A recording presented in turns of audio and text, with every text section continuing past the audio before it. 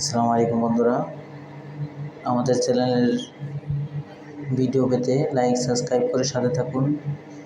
সবাইকে অসংখ্য ধন্যবাদ। রাজবাড়ী জেলা বিএনপি ছাত্র দল তিনি খুনের এমন একটা গতি নির্ধারণ করেছেন, মাত্র 16 দিনে 2000-এর উপরে খুন তিনি করেছেন। এই গতি তার পিতার গতিকেও হার মানিয়েছে। এই দুইজন বিকৃত মানুষের ছবি কোন বন্দোবস্তেই, কোন বিবেচনায় বাংলাদেশের কোন ওপেন জায়গায় ঝুলানো যেতে পারে না। আপনারা কেউ যদি মনে করেন যে এই দুইজনের ছবি বাংলাদেশে কোথাও থাকা উচিত, আমার পরামর্শ যে একটা স্বীকৃত খুনির সাইনবোর্ড লাগিয়ে ঢাকার মিউজিয়ামের মধ্যে এই দুইজনের ছবি লাগিয়ে দিন। তাদের ছবি একটা জাদুঘরে স্বীকৃত স্বৈরাচার এবং খুনি হিসাবে ইতিহাসে পরিচিতি পাচ্ছে। এর বেশি কিছু তাদেরকে দেওয়ার প্রয়োজন নেই। সরকারি কোন দপ্তরে আমাদের দল থেকে ইতিমধ্যে ঘোষণা দেওয়া হয়েছে, আগামী 24 ঘন্টা পরে শেখ মুজিবের কোনো ছবি থাকবে না। আমি বলছি, শেখ মুজিবের পরিবারের কারো ছবি এবং স্মৃতি বাংলাদেশের জনগণ ভুলে যাক। আমরা না হলে ঘুমের মধ্যেও আতঙ্কিত হব, ঘুমের মধ্যেও কষ্ট পাবো। এই বংশের কেউ বাংলাদেশের কারো কোনো উপকার করেনি। তারা মানুষ খুন করেছে, তারা রাজনীতির নামে মানুষ গুম করেছে, তারা ব্যাংক লুটপাট করেছে এবং তারা এই দেশের টাকা বিদেশে পাচার করেছে। এটা একটা খুনি বংশ, এটা একটা লুটেরা বংশ, একটা ডাকাতের বংশ। এদেরকে শ্রদ্ধা জানানোর কোনো উপায় আমি কোনোভাবেই খুঁজে পাচ্ছি না। আমি আর একটা বিষয় নিয়ে কথা বলতে চাই। বর্তমানে খুনি হাসিনা দিল্লির আশ্রয়ে আছেন।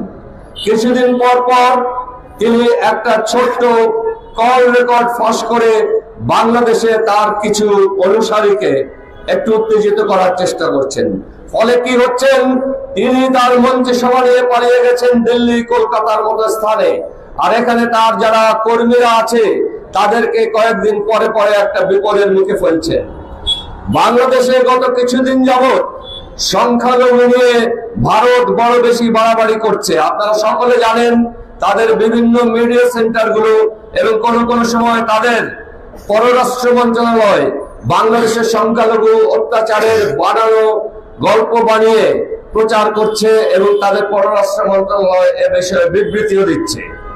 আমি আমাদের পররাষ্ট্র মন্ত্রণালয়ের কাছে দাবি জানাচ্ছি, যদি ভারত এই এলাকায় বা পৃথিবীতে নিজেদেরকে হিন্দুদের অভিভাবক বলে মনে করে, তাহলে 90% মুসলমানের দেশ বাংলাদেশ কেন ভারতের মুসলিমদের অত্যাচার হলে কথা বলবে না?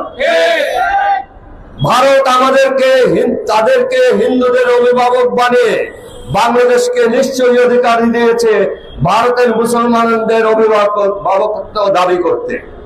আমাদের পররাষ্ট্র মন্ত্রণালয়ের উচিত, ভারতে কোনো মুসলমান যদি নির্যাতিত হয় তাহলে পররাষ্ট্র মন্ত্রণালয় থেকে এটা কড়া প্রতিবাদ জানানো। আমি আশা করব এবং দাবি করব এই সরকারের কাছে, এই জনতার সরকারের কাছে, যে আপনারা ভারতের প্রতিটা মুসলিম নির্যাতনের জন্য ভারত সরকারের কাছে এটা প্রতিবাদ জানাবেন। মাথা নিচু করে ভারতের সাথে কোনো সম্পর্ক করা যাবে না। আমরা একটা স্বাধীন জাতি, আমরা একটা গর্বিত জাতি, আমরা আমাদের স্বাধীনতায় বিশ্বাস করি, আমরা আমাদের একাত্মতায় বিশ্বাস করি এবং ভারতের চোখে চোখে তাকিয়ে সমতার ভিত্তিতে তাদের সাথে একটা সম্পর্ক গড়ে তুলতে চাই। আপনারা খেয়াল করবেন, আমি বন্ধুত্বপূর্ণ সম্পর্ক বলছি না। বন্ধুত্বপূর্ণ সম্পর্ক দুইটা দেশের সাথে সবসময় চলতে পারে না। অবস্থার পরিপ্রেক্ষিতে সম্পর্কের ওঠানামা করে।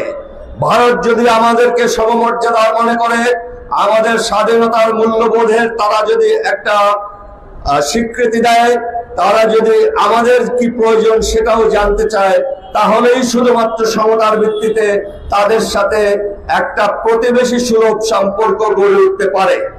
তাছাড়া মাথা নিচু করে নত জানু হয়ে ভারতের পায়ে হাত দিয়ে সালাম করে কোনো সম্পর্ক বাংলাদেশিরা ভারতের সাথে করবে না।